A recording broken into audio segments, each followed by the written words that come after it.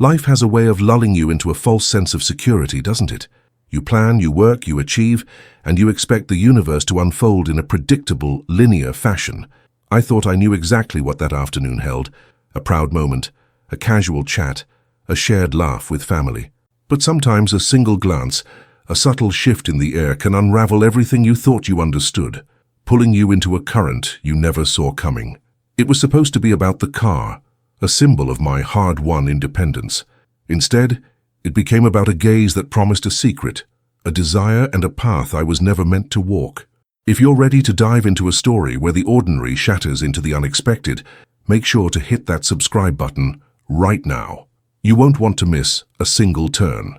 The late afternoon sun, a brilliant, almost aggressive gold, beat down on the asphalt, making the air shimmer above the highway. It was a quintessential summer day in upstate New York, the kind where the sky is an impossibly clear blue and the humidity hangs heavy, promising a thunderstorm that might never arrive.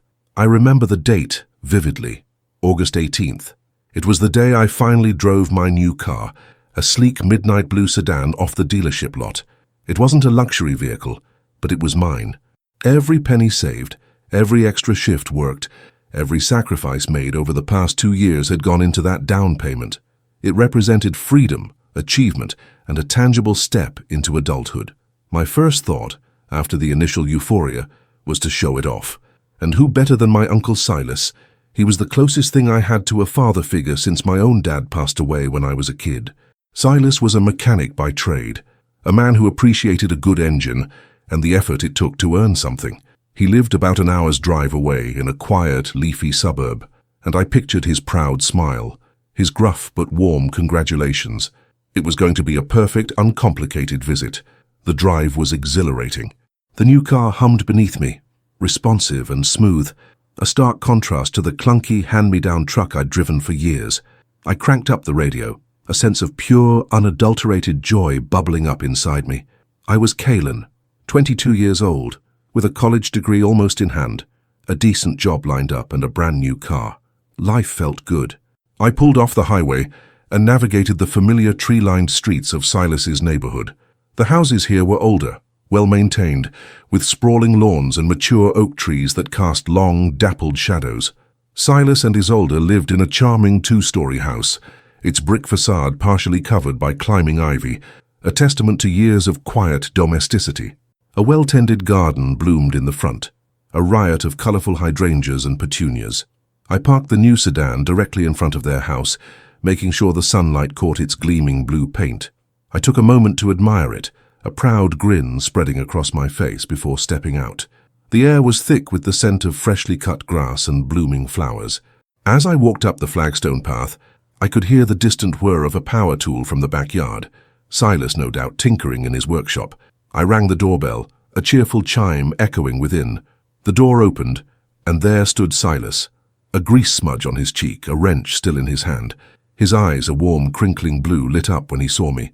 "Kalen, well, look at you. What a surprise, son." He pulled me into a bear hug, his grip strong and familiar. Come on in. What brings you all the way out here?" "Hey, Uncle Silas," I said, grinning. "Just wanted to show you something." I gestured proudly towards the car. Silas's eyes followed my gaze and his jaw dropped slightly. "No kidding. Is that yours, the new one?" He walked towards the car, his eyes scanning every detail, a genuine look of admiration on his face. "Well, I'll be. She's a beauty, Kalen. A real beauty. You finally did it, huh?" "Yeah, finally," I beamed, feeling a surge of pride. Saved up every penny. He walked around the car, running a hand over the hood, inspecting the tires. "Good choice, son. Solid engine, reliable model." "You did good." He clapped me on the back, his approval a warm balm. "Come on, let's get you a cold drink. Isolde's probably got some lemonade ready."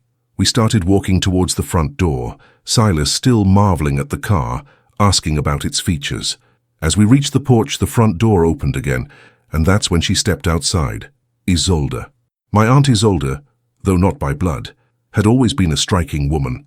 She was Silas's second wife, a few years younger than him, with a vibrant energy that contrasted with Silas's more grounded demeanor. She had a cascade of rich, auburn hair that often fell in soft waves around her shoulders, and eyes that were an unusual, captivating shade of emerald green. She was dressed in a simple, elegant sundress, its light fabric flowing gently in the breeze. "Silas, who's at the door?" she called out, her voice a melodic, slightly husky tone. Then her eyes landed on me, and in that instant, everything changed. Her smile, initially a polite greeting, lingered a little too long, softening around the edges, becoming something far more intimate. Her emerald eyes, usually sparkling with a friendly warmth, now held a depth, an intensity that made my pulse race. It wasn't just a look of recognition, it was a look that seemed to strip away layers, to see something in me I hadn't known was there.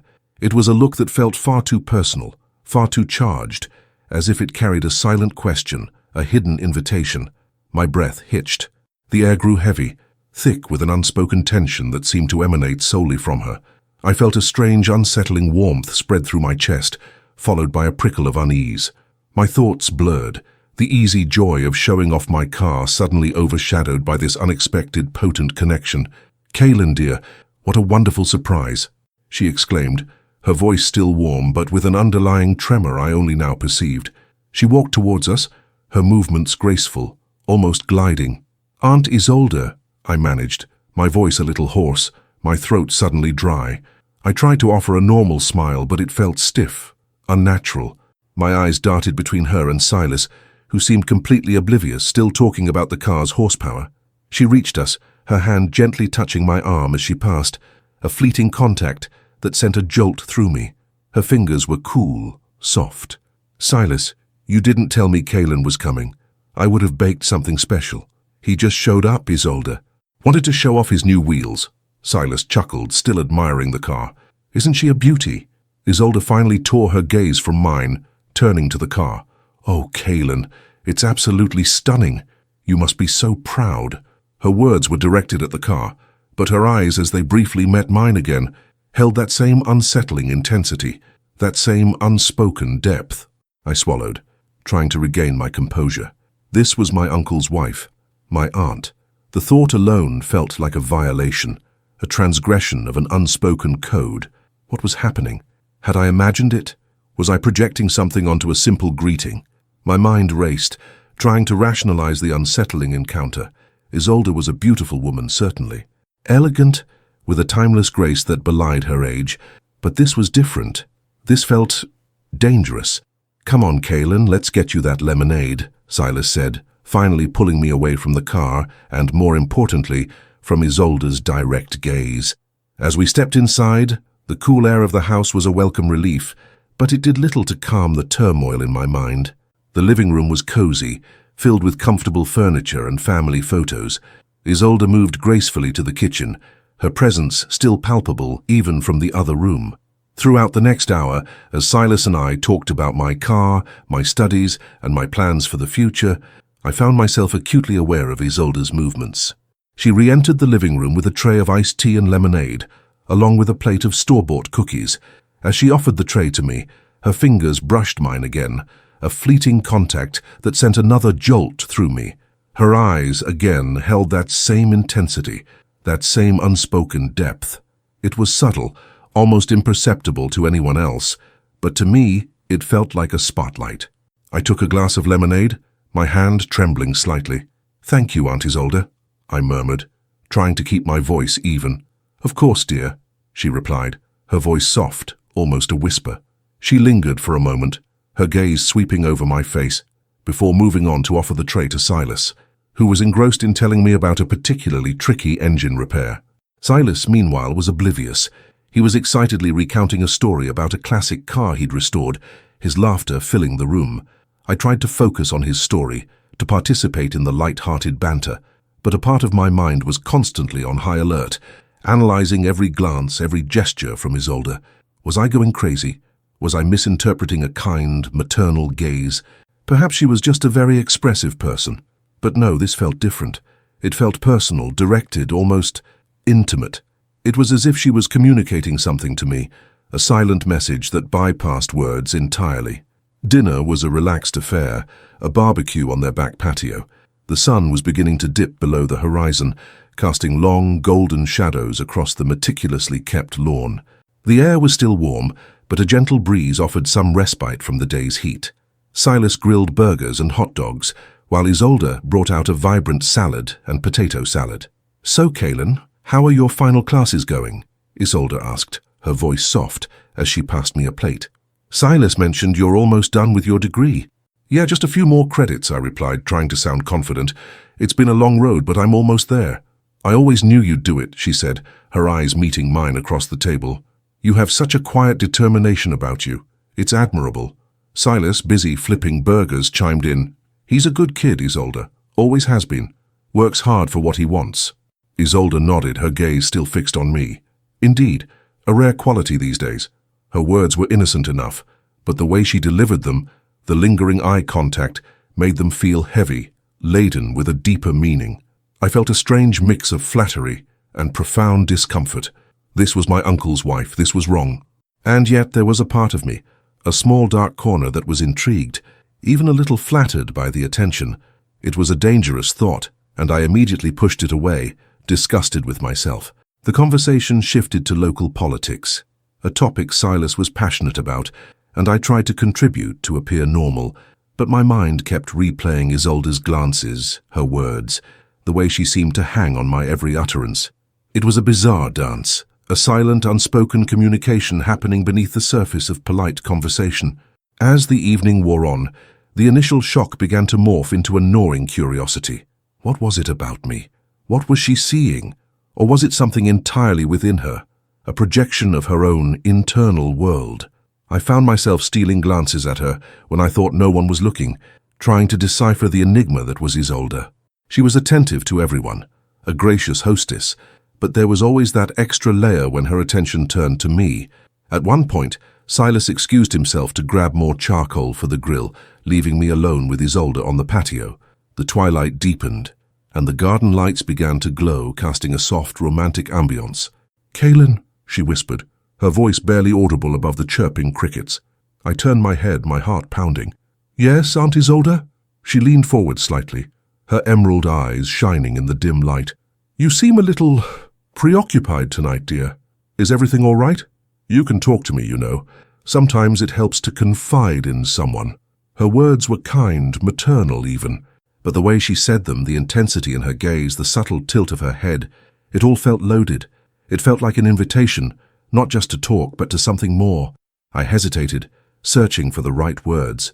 "I appreciate that, Aunt Isolde, really. But I'm fine, just a lot on my plate with school and job hunting." She nodded slowly, her gaze still fixed on me. "Of course I understand. But remember, if you ever need anything at all, my door is always open." Her voice dropped even lower, almost a conspiratorial whisper.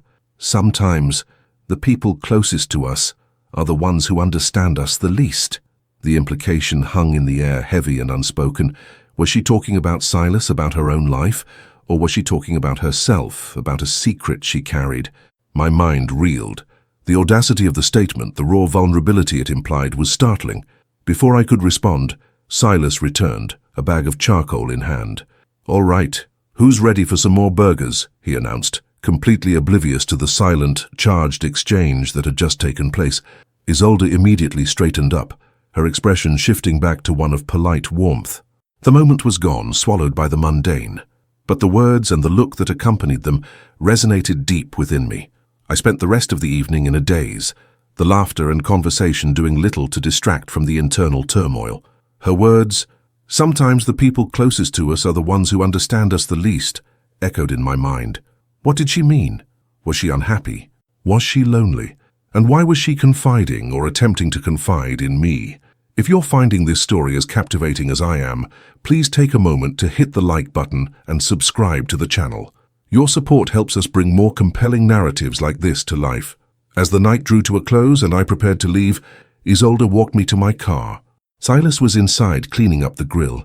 We were alone on the driveway, the garden lights casting a soft glow. "Thank you for coming, Kaelin," she said, her voice soft. "It was truly lovely to see you." "Thank you for having me, Aunt Isolde. The food was great, and it was good to see you both." She reached out, her hand gently touching my arm, her fingers lingering for a moment. "You're a wonderful young man, Kaelin. A very wonderful young man." Her eyes in the dim light held that familiar, unsettling depth, a silent plea, a burning question. I felt a shiver run down my spine. I nodded, unable to meet her gaze for long. "Good night, Aunt Isolde." "Good night, dear," she whispered, her hand slowly retracting. I practically fled to my car, the cool night air a welcome shock against my flushed face. As I backed out of the driveway, I glanced up at the house. The porch light was on, casting a warm glow, and there, standing by the living room window, was Isolde. She wasn't waving or smiling, she was just standing there watching me. Her silhouette was framed by the light, and even from that distance I could feel the weight of her gaze. It was the same look, the same intensity, the same unspoken desire that had first unsettled me hours ago. I drove away, the image burned into my mind. The quiet suburban street, the charming house and the woman in the window, her eyes holding a secret I was now desperate to understand. The ordinary afternoon had turned into something profoundly unsettling, something that had irrevocably shifted my perception of my uncle's wife, and perhaps of myself. I knew with a chilling certainty that this was just the beginning. The drive home that night was a blur of highway lights and the persistent hum of my new car, a stark contrast to the chaotic storm brewing in my mind.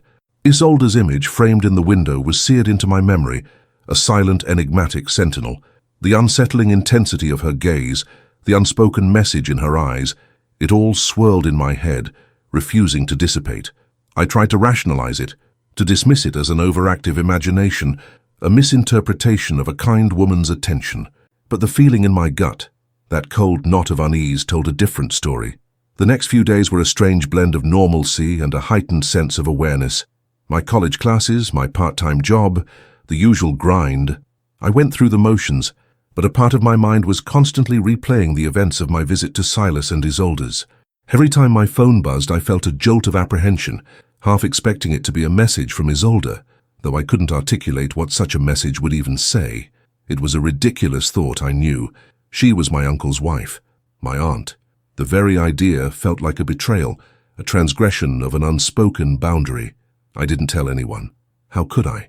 How do you explain to your beloved Uncle Silas that you think his wife is looking at you with an unsettling, almost desirous intensity? It sounded insane, like something out of a cheap thriller.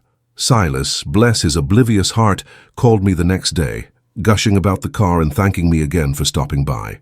He mentioned Isolde had said I was such a polite young man and that she enjoyed my company. He delivered it with a casualness that only highlighted the chasm between his perception and mine. "Yeah, Isolde always liked you, Kaylin," he'd said, completely unaware of the internal turmoil his words ignited. "She always said you had a good head on your shoulders, not like some of the other kids your age." He chuckled and I forced a laugh, the sound hollow even to my own ears. A week passed. The initial intensity of the feeling began to wane, replaced by a dull throb of lingering confusion. Maybe I had imagined it. Maybe I was just tired, stressed, and reading too much into things. I tried to convince myself that it was all in my head, a figment of my own anxieties. Then came the text message. It was a Wednesday afternoon, a dreary, overcast day, and I was holed up in my apartment, trying to make sense of a particularly dense chapter on macroeconomics. My phone vibrated. I glanced at the screen. Unknown number. My heart gave a strange lurch. I almost ignored it, but something compelled me to open it. The message read, "Hello, Kaylin, this is Isolde. I hope you don't mind me reaching out. Silas mentioned you were looking for some advice on car maintenance for your new sedan. I remember he has a fantastic manual on basic care. Would you be interested in borrowing it? It might offer some useful tips. I could drop it off at your apartment sometime this week, if that's convenient for you, or perhaps you could stop by for a quick coffee." S. My fingers hovered over the keyboard. How did she get my number? Silas, obviously. He probably gave it to her without a second thought, assuming it was a kind maternal gesture. And it was a kind gesture on the surface. But the memory of her gaze, the unsettling intensity, made every word feel loaded. The S at the end, just like in the previous story, felt like a deliberate, intimate touch. I typed a reply, trying to keep it polite and neutral. "Hello, Isolde. Thank you. That's very thoughtful of you. I appreciate the offer, but I think I'm starting to get the hang of the car's maintenance. Don't need to trouble yourselves." Her reply came almost instantly. "Nonsense, dear, it's no trouble at all. Silas keeps his manuals in his workshop. I could drop it off at your apartment sometime this week, if that's convenient for you. Or perhaps you could stop by for a quick coffee. Silas would love to see you too." The mention of "Silas would love to see you too" felt like a strategic shield. a way to make the invitation seem innocuous. But the offer to drop it off at my apartment or stop by for coffee felt like an escalation. It wasn't just about the car manual anymore. It was about creating an opportunity for another encounter, a private one. I felt a cold dread creep up my spine. I couldn't just ignore her. That would be rude and potentially awkward for Silas, but I also didn't want to encourage whatever this was. "That's very kind, Isolde," I typed, choosing my words carefully. "But I'm swamped with deadlines and work shifts this week. Perhaps another time. Thank you again for thinking of me." I hit send, feeling a wave of relief mixed with a lingering sense of unease. I hoped that would be the end of it. For a few days it was. I immersed myself in my studies and work, trying to push Isolde and her unsettling gaze to the back of my mind. Then, the following Saturday, I received another text. This time it was a picture, a photo of a beautifully arranged platter of homemade cookies, still warm, judging by the slight steam visible. The caption read, "Just baked these. Thought of you. You mentioned you liked chocolate chip, didn't you? S."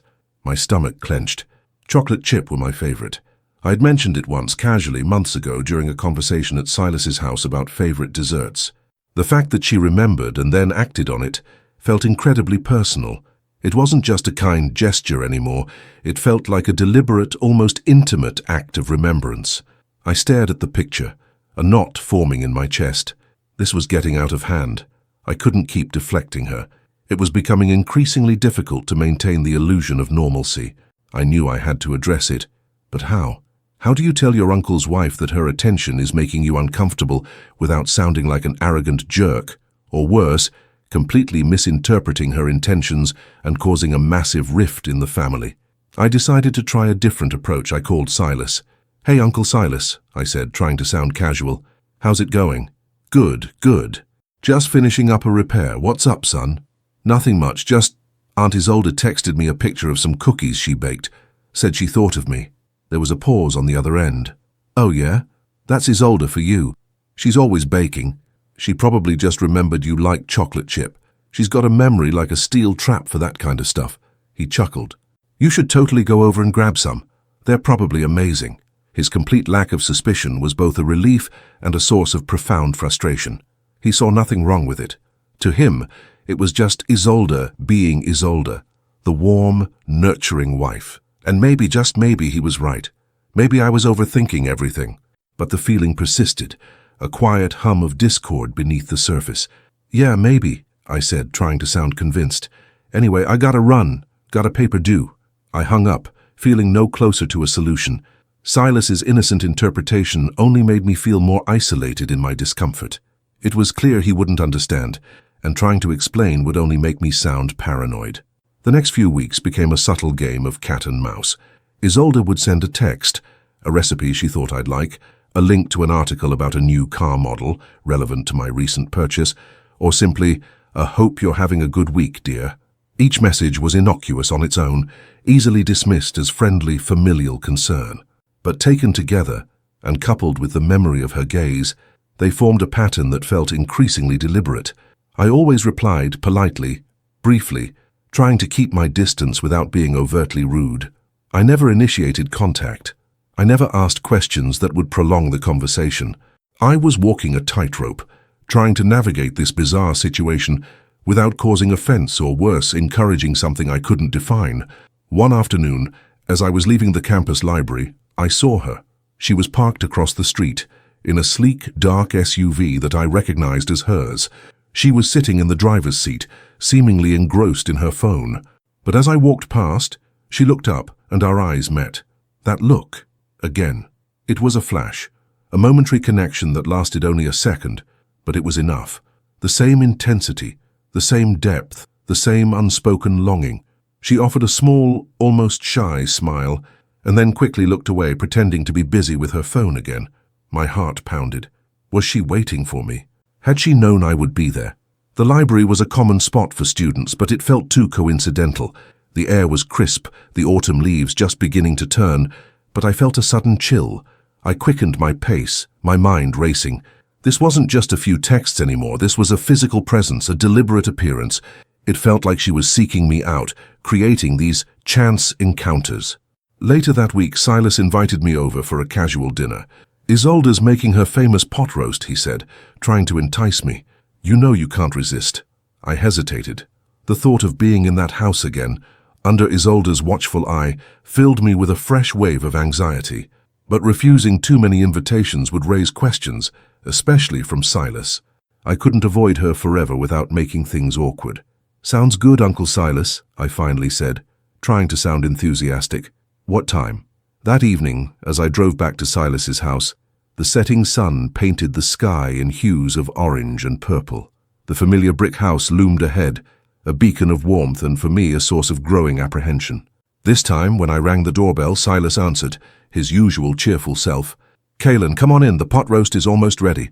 As I stepped inside, the aroma of savory herbs, slow-cooked meat, and something vaguely sweet from a dessert filled the air. Silas was in the living room watching a sports game, his presence a quiet, almost comforting anchor in the house. Isolde emerged from the kitchen, wiping her hands on a dish towel.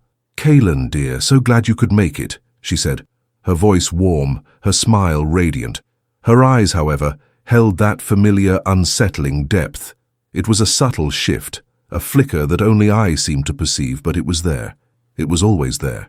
Hello, Aunt Isolde, I replied, trying to meet her gaze without flinching. The house smells amazing. Oh, you flatter me, she chuckled, but her eyes lingered on mine for a moment longer than necessary. Go on, make yourself comfortable.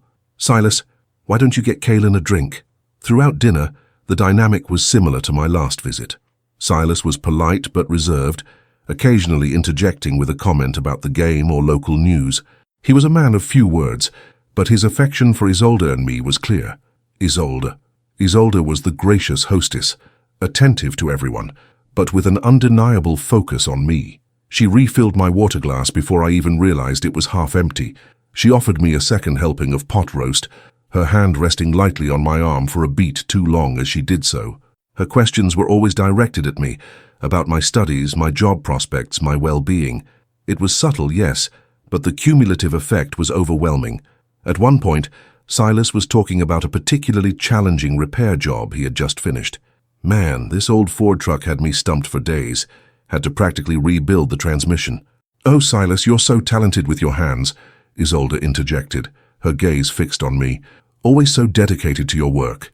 Kaelan, do you find your studies as engaging? I swallowed, feeling the heat rise in my cheeks. It's tough, but I'm managing. It's a different kind of challenge. I'm sure it is, she said, her voice soft, almost a murmur. You have a remarkable mind, Kaelan, and a quiet strength about you, much like Silas. Silas cleared his throat, a sound that seemed to cut through the air like a knife. He didn't look at Isolde, but his jaw tightened almost imperceptibly. He seemed to sense something, a subtle shift in the atmosphere, even if he couldn't pinpoint it. I felt a strange mix of emotions. Flattery, certainly. Who wouldn't appreciate such compliments? But it was overshadowed by a profound sense of discomfort and guilt. This was my uncle's wife. This was wrong. And yet, there was a part of me, a small, dark corner, that was intrigued, even a little flattered by the attention. It was a dangerous thought, and I immediately pushed it away, disgusted with myself. After dinner, we moved to the living room for a bit of TV. Silas had chosen a documentary about classic cars, which he knew I'd enjoy. Isolde sat on the sofa opposite me, with Silas in his favorite armchair. As the documentary played, I became acutely aware of Isolde's presence. I could feel her eyes on me, even when I wasn't looking. I tried to focus on the screen, to lose myself in the history of automotive design, but her gaze was a constant, unsettling weight. At one point, Silas got up to get more drinks, leaving me alone with Isolde. The room was dimly lit by the flickering light of the TV. Kaelan, she whispered, her voice barely audible above the documentary's narration. I turned my head, my heart pounding. Yes, Aunt Isolde. She leaned forward slightly, her eyes shining in the dim light. Are you truly all right? You seem troubled. You can talk to me, you know. Sometimes it helps to confide in someone outside your immediate circle. Her words were kind, maternal even, but the way she said them, the intensity in her gaze, the subtle tilt of her head, it all felt loaded. It felt like an invitation, not just to talk, but to something more. I hesitated, searching for the right words. I appreciate that, Aunt Isolde. Really. But I'm fine. Just a lot on my plate with school and work. She nodded slowly. her gaze still fixed on me. "Of course I understand, but remember, if you ever need anything at all, my door is always open." Her voice dropped even lower, almost a conspiratorial whisper. "Sometimes the people closest to us are the ones who understand us the least." The implication hung in the air, heavy and unspoken. Was she talking about Silas? About her own life? Or was she talking about herself, about a secret she carried? My mind reeled. The audacity of the statement, the raw vulnerability it implied, was startling. Before I could respond, Silas returned, a tray of drinks in his hands. "All right, who's ready for some more vintage engines?" he announced, completely oblivious to the silent, charged exchange that had just taken place. Isolde immediately straightened up, her expression shifting back to one of polite warmth. The moment was gone, swallowed by the mundane, but the words and the look that accompanied them resonated deep within me. I spent the rest of the evening in a daze, the documentary on screen doing little to distract from the internal turmoil. Her words, "Sometimes the people closest to us are the ones who understand us the least," echoed in my mind. What did she mean? Was she unhappy? Was she lonely? And why was she confiding or attempting to confide in me? If you're on the edge of your seat, wondering what Kaylin will do next, don't forget to like this video and subscribe to the channel. Your support keeps these stories coming. When it was time to leave, Isolde walked me to the door. Silas was in the kitchen, putting away the dishes. We were alone in the grand entryway, the soft glow of the chandelier casting long shadows. "Thank you for coming, Kaylin," she said, her voice soft. "It truly brightens our evening when you visit. Thank you for having me, Aunt Isolde. The pot roast was incredible." She reached out, her hand gently touching my arm, her fingers lingering for a moment. "You're a good young man, Kaylin." "A very good young man." Her eyes in the dim light held that familiar, unsettling depth, a silent plea, a burning question. I felt a shiver run down my spine. I nodded, unable to meet her gaze for long. "Good night, Aunt Isolde." "Good night, dear," she whispered, her hand slowly retracting.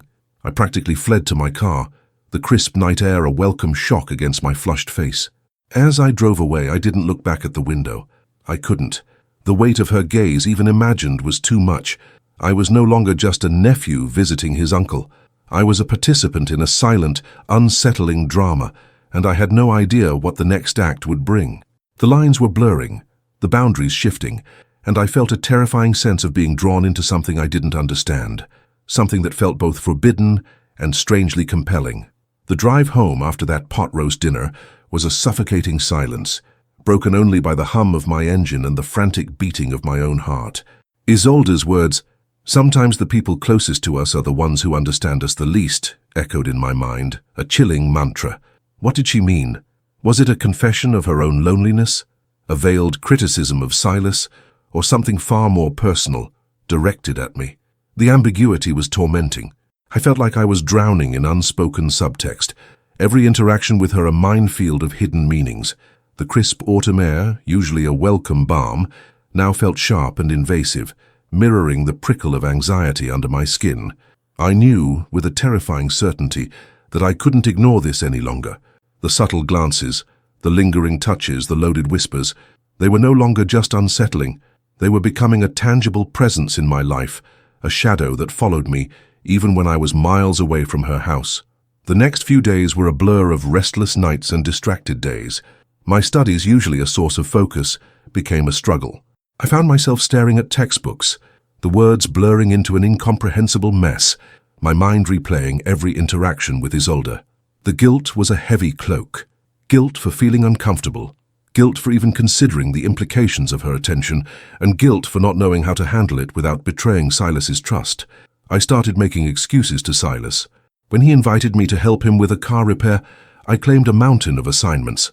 When he suggested grabbing a coffee, I said I had a prior engagement. I hated lying to him, but the thought of being in Isolde's presence again, of enduring another evening under her intense gaze, filled me with dread. Silas, ever the good-natured uncle, seemed to accept my excuses without question, though I could sense a slight disappointment in his voice. "Everything all right, son?" he asked one afternoon over the phone. "You've been a bit scarce lately." "Yeah, just swamped," I lied, running a hand through my hair.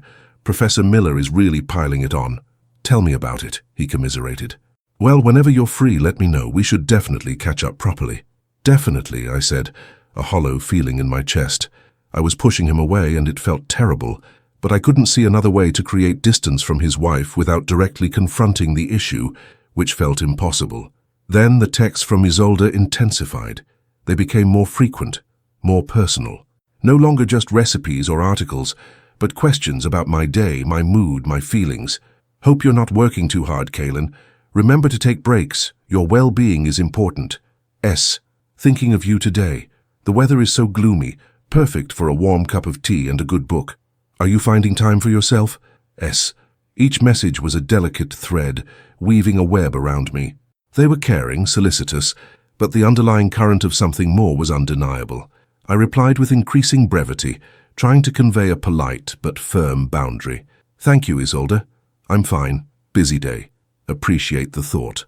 All good here. I felt like a coward, unable to directly address the elephant in the room. But what could I say? Please stop texting me. Your attention makes me uncomfortable. It felt too harsh, too accusatory, and too likely to blow up in my face, potentially damaging my relationship with Silas beyond repair. One afternoon, as I was walking back to my apartment from a particularly grueling lab session, my phone rang. It was an unknown number. I almost didn't answer, but a strange premonition made me pick up. Hello, Kaylin. It's Isolde. Her voice was soft, a little hesitant. I hope I'm not disturbing you. My heart leaped into my throat. She had never called before. No, not at all, Aunt Isolde. Is everything all right? I tried to keep my voice steady, but I could feel the tremor in my hand. Yes, everything is fine, she said, a slight pause. I was wondering if you might be free for a moment. I'm actually in the area running some errands, and I thought perhaps we could grab a quick coffee. My treat, of course. I know you've been so busy and I haven't seen you in a while. My stomach dropped. She was in the area. This wasn't a coincidence. This was a deliberate attempt to engineer a private meeting. My mind raced, trying to conjure another excuse. Oh, Aunt Isolde, I'm so sorry, I stammered, my voice sounding strained even to my own ears. I literally just got back from a lab, and I have another one starting in 20 minutes. I really can't. It was a lie, but a plausible one. There was a moment of silence on her end, a silence that felt heavy with disappointment. Oh, I see, that's a shame. Well, perhaps another time then. Her voice was still soft, but there was a subtle shift, a hint of something wounded. Yes, another time, I quickly agreed, desperate to end the call. Thank you for thinking of me, though. Of course, dear, she replied, her voice regaining a touch of its usual warmth, but the underlying sadness was still there. You take care, Kaylin. You too, Aunt Isolde. Goodbye. I hung up, my hand trembling. I leaned against a brick wall, taking deep, shaky breaths. This was getting out of control. Her persistence, her deliberate attempts to seek me out, were becoming increasingly difficult to deflect. I felt a growing sense of panic. What if she didn't take no for an answer? What if she showed up at my apartment? The thought sent a shiver of genuine fear down my spine. The weather mirrored my internal turmoil. The golden hues of autumn had given way to the stark skeletal branches of winter. The days grew shorter, the air colder, and a persistent biting wind seemed to strip the landscape bare. It felt like everything was being exposed, laid vulnerable to the elements. A few days later, I received an email. It was from Isolde. The subject line read, "A thought for you." I opened it with trepidation. It was a link to an article about a renowned automotive engineer, a pioneer in his field, who had overcome significant personal challenges to achieve his success. Below the link, she had written, "Kaylin, I read this and immediately thought of you. Your dedication, your quiet strength, your ambition, they remind me so much of the qualities described in this man. I truly believe you are destined for great things. It takes a special kind of person to pursue a path of innovation and creation, and I see that in you. I hope you find some inspiration in his story, as I did. With warmest regards, Isolde." The email was meticulously crafted, seemingly innocent yet deeply personal. It wasn't just a casual share. It was an analysis of my character, a projection of her admiration, and a subtle reinforcement of the idea that she saw me, truly saw me, in a way others didn't. It was flattering, yes, but also deeply unsettling. It felt like she was building a narrative around me, a narrative that positioned me as someone unique, someone worthy of her special attention. I didn't reply to the email. I couldn't. I felt a profound sense of exhaustion, a weariness that went beyond academic stress. I was tired of the constant vigilance, the careful navigation of her subtle advances. I needed a break, a respite from the unspoken drama. The upcoming Thanksgiving break offered a temporary reprieve. I planned to go home to my parents a few hours away and immerse myself in the comfort of family and familiar routines. I told Silas I wouldn't be around, and he understood. "Have a good break, son," he said. "Eat lots of turkey. We'll catch up when you get back." I breathed a sigh of relief. A week away. A week of no texts, no calls, no unexpected encounters. I desperately needed to clear my head, to gain some perspective. However, my respite was short-lived. 2 days into my break, as I was helping my mom decorate for the holidays, my phone buzzed. It was a text from Isolde. "Happy Thanksgiving, Kaylin. I hope you're enjoying time with your family. We missed you at our dinner. Silas mentioned you were home. I hope you're getting some much-needed rest. S." My blood ran cold. "We missed you at our dinner. Silas mentioned you were home." It was a subtle reminder that she knew where I was, that she was still thinking of me, even when I was miles away. The boundary I had tried to establish, the distance I had tried to create, felt utterly permeable. I didn't reply. I couldn't bring myself to. The thought of her sitting at her Thanksgiving table, thinking of me, felt like an invasion of my private space, even from a distance. I felt a surge of anger, quickly followed by guilt. Was I being unfair? Was she just being kind? But the persistent, unsettling feeling told me otherwise. When I returned to campus after the break, the air was even colder, the first dusting of snow already clinging to the ground. Finals were looming, and the campus was buzzing with a nervous energy. I tried to focus, to bury myself in my books, but Isolde's presence, even in her absence, felt palpable. Then one evening, as I was walking back from the library, a car pulled up beside me. It was Isolde's dark SUV. The window rolled down, revealing her smiling face. "Kaylin, what a coincidence," she said, her voice warm, but her eyes held that familiar, intense glint. "I was just dropping off some things for Silas. Can I offer you a ride? It's quite chilly out." My heart hammered against my ribs. This wasn't a coincidence. This was deliberate. She knew my routine. She knew I walked back from the library around this time. "Oh no, thank you, Aunt Isolde," I said, trying to sound polite but firm. "I'm almost there. I could use the walk." She paused, her smile faltering slightly. "Are you sure? It's no trouble at all. I insist." Her gaze was unwavering, a silent challenge. I felt a surge of desperation. I couldn't get in that car with her. Not alone. "No, really, I'm fine," I said, forcing a smile. "But thank you for the offer." She held my gaze for a long moment, a silent battle of wills. Then, with a sigh that was almost imperceptible, she nodded. "Very well, dear. But do be careful in this weather. It's getting treacherous." "I will," I said, already walking away, my pace quickening. As I walked, I could feel her eyes on my back, watching me until I turned the corner. I didn't dare look back. The encounter left me shaken. Her persistence was escalating. The subtle hints were becoming less subtle, the boundaries increasingly blurred. I knew I had to talk to someone, but who? Not Silas, he wouldn't understand. My parents? How would I even begin to explain this bizarre situation? I felt utterly alone, trapped in a situation I hadn't asked for, and didn't know how to escape. The pressure of finals, combined with the emotional toll of Isolde's attention, began to wear me down. I was sleeping less, eating less, and my grades, usually stellar, started to slip. I felt a constant knot of anxiety in my stomach, a pervasive sense of dread. One evening, after a particularly bad exam, I found myself walking aimlessly around campus, the cold wind biting at my exposed skin. I felt a profound sense of isolation. I missed the easy camaraderie with Silas, the simple, uncomplicated relationship we once shared. Now even that felt tainted by the unspoken drama surrounding his wife. As I walked past the student union, I saw Silas's truck parked outside. He was probably picking up something for Isolde, or maybe just grabbing a coffee. A pang of envy shot through me.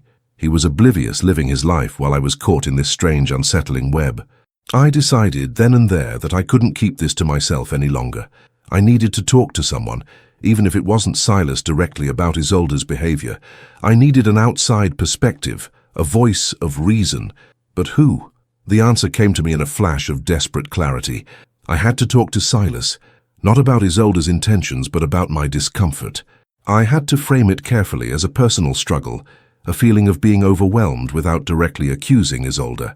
It was a risky gamble, but he was the only other adult in the equation, the only one who might understand, or at least be able to do something about it.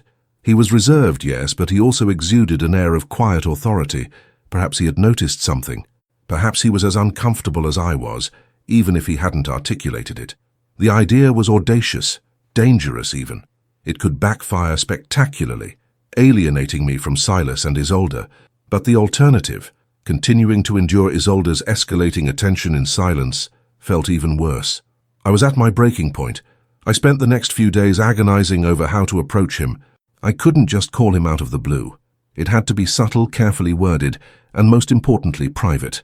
I needed to create an opportunity, a chance encounter that wouldn't raise suspicion. The opportunity presented itself a few days before Christmas break. Silas mentioned that he was hosting a small informal gathering for some old mechanic friends at their house. "It's mostly old guys talking about boring engine stuff," Silas had said, rolling his eyes. "But Isolde's making some amazing appetizers. You should totally swing by for a bit, grab some food, say hi. You don't have to stay long." My stomach clenched. Another visit to the house, another encounter with Isolde, but this time it was different. This time I had a purpose. This time I was going in with a plan. It was a risky gamble, but I felt a desperate need to regain some control over the situation. The evening of the gathering arrived, cold and clear, the air biting. I dressed carefully, trying to project an air of calm confidence I didn't feel. As I drove to Silas's house, the familiar brick colonial, now adorned with festive lights, seemed to glow with an almost sinister warmth. I rang the doorbell, my heart pounding a frantic rhythm against my ribs. The house was filled with the low murmur of conversation, the clinking of glasses, and the faint scent of pine and engine oil. Silas opened the door, a surprised but welcoming smile on his face. "Kaelin, you actually came. Awesome, son. Come on in." He led me into the bustling living room, where a dozen or so adults, mostly men in work shirts, were mingling. Silas was holding court by the fireplace, a glass of amber liquid in his hand, engaged in a serious discussion with a few other distinguished-looking gentlemen. Isolde, elegant in a dark dress, moved gracefully through the crowd, offering trays of appetizers, her smile radiant. She saw me almost immediately. Her eyes, across the crowded room, met mine. And in that instant, the noise of the party seemed to fade, the other guests blurring into the background. That look. It was there again, that same unsettling intensity, that same unspoken depth, but this time it was accompanied by a flash of surprise and perhaps a hint of triumph. She started to move towards me, a slow, deliberate path through the mingling guests. My heart pounded. This was it. This was my chance. I had to find Silas, and I had to do it before Isolde reached me. "Kaelin, dear," she said, her voice reaching me just as I began to move. "I'm so glad you could make it." But I didn't stop. I offered her a quick, polite nod, and then, with a surge of adrenaline, I made a beeline for Silas, my eyes fixed on him, my mind racing. This was my only shot. If you're on the edge of your seat, wondering what Kaelin will do next, don't forget to like this video and subscribe to the channel. Your support keeps these stories coming. The air in the living room, thick with the scent of pine and engine oil, seemed to crackle with an unspoken tension as I made my move. Isolde's voice calling my name felt like a physical hand reaching out, trying to pull me back. But I pushed through, my eyes locked on Silas, who was still deep in conversation by the fireplace. My heart hammered against my ribs, a frantic drumbeat urging me forward. This was it, no turning back. I reached Silas, interrupting his conversation with a polite but firm, "Excuse me, Uncle Silas." Silas turned, his face still bearing the faint grease smudge, his eyes, usually warm, now holding a flicker of surprise at my sudden appearance. "Kaelin, what a pleasant surprise. I didn't expect you to make it." He offered a brief, almost imperceptible nod to his friends, excusing himself from their discussion. "I apologize for interrupting, sir," I began, my voice a little shaky, but I forced myself to maintain eye contact. "But I was hoping I could speak with you for a moment, in private, if possible." Silas raised an eyebrow, a subtle shift in his expression. He glanced over my shoulder, and I knew without looking that he was looking at Isolde. I could feel her presence, a burning intensity from across the room. "Of course, Kaelin," Silas said, his voice calm but with an underlying note of curiosity. "Let's step into my workshop. It's quieter there." He led the way, a man of quiet authority, through a less crowded hallway towards a heavy metal door at the back of the house. As we walked, I risked a quick glance back. Isolde was standing still, a tray of appetizers forgotten in her hand, her eyes fixed on me, a mixture of confusion and something akin to betrayal etched on her face. The triumph I had seen earlier had vanished, replaced by a chilling realization. She knew, or at least she suspected. The workshop was a sanctuary of tools, the scent of oil and metal, and the quiet hum of various machines. Silas closed the door behind us, the click echoing in the sudden silence. He gestured to a worn stool by a workbench. "Please, Kaelin, have a seat." He leaned against the workbench, his gaze steady, expectant. "Now, what is it that's so urgent you had to pull me away from my guests?" His tone was not unkind, but it was direct, tinged with a hint of concern. I took a deep breath, trying to gather my thoughts, to choose my words with the utmost care. This was delicate. This was dangerous. "Uncle Silas, I apologize again for the intrusion, especially during your gathering, but I felt it was important to speak with you, and I wasn't sure how else to do it privately." He nodded, a silent invitation to continue. "It's about Aunt Isolde," I finally managed, the name feeling heavy on my tongue. Silas's expression remained impassive, but I saw a subtle tightening around his eyes, a flicker of something I couldn't quite decipher. "Isolde?" he prompted, his voice even. "Yes, sir. Over the past few weeks since I showed you the new car, I've noticed a change in her behavior towards me. It's subtle, but it's become increasingly personal. The way she looks at me, the texts, the calls, the unexpected appearances. It's making me uncomfortable, Uncle Silas." I laid it out, carefully, avoiding any accusatory language, focusing solely on my own feelings and observations. I described the intense gazes, the lingering touches, the loaded compliments, the texts about my well-being, the coincidental meeting outside the library, the phone call inviting me for coffee, and finally, the email. I even mentioned her comment about the people closest to us understanding us the least. I tried to be factual, objective, presenting a pattern rather than an isolated incident. Silas listened, his face a mask of controlled composure. He didn't interrupt, didn't react, just listened, his eyes never leaving mine. The silence in the room was deafening, punctuated only by the distant murmur of the party. When I finished, the silence stretched, heavy and pregnant with unspoken implications. I felt a wave of exhaustion wash over me, the adrenaline beginning to recede. I had said my piece. The ball was now in his court. Finally, Silas pushed himself off the workbench and walked to a small cluttered desk, picking up a wrench and turning it over in his hands. "Kaelin," he began, his voice low, almost a murmur, "I appreciate your candor. This is a serious thing to bring up." "It's not an accusation, sir," I quickly interjected, my voice firm. "It's an observation of behavior that is making me deeply uncomfortable. I value my relationship with you and Aunt Isolde immensely. I would never want to cause any trouble, but I felt I had no choice but to bring this to your attention." He studied me for a long moment, his gaze piercing. "You believe my wife is giving you inappropriate attention?" The directness of the question made me flinch. "I believe her attention towards me has become inappropriate and unsettling, sir. I don't know her intentions, but the effect it's having on me is significant.